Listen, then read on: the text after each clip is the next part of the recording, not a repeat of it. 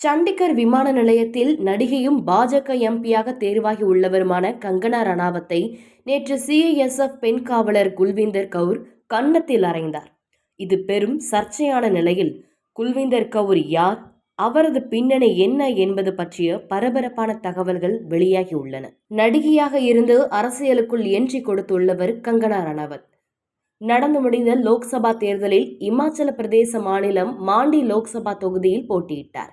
இந்த தேர்தலில் நடிகை கங்கனா ரணாவத் வெற்றியும் பெற்றார். மாண்டி தொகுதியில் கங்கனா ரணாவத் மொத்தம் 5,37,022 ஓட்டுகளை பெற்றார்.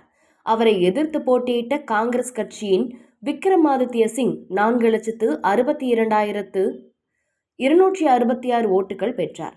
இதன் மூலம் கங்கனா ரணாவத் அந்த தொகுதியில் வெற்றி பெற்றார். இந்நிலையில்தான் நேற்று சண்டிகர் விமான நிலையத்திற்கு கங்கனா ரணாவத் சென்றார்.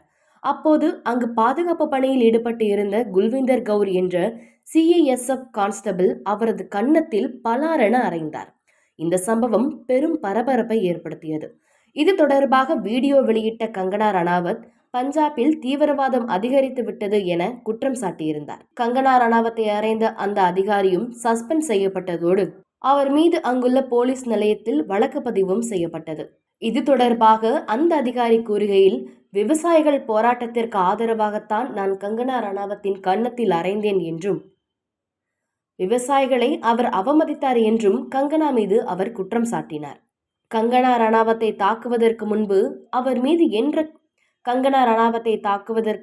அவர் மீது எந்த ஒரு குற்றச்சாட்டுகளும் இல்லை, தண்டனையும் இல்லை என்பது உண்மை.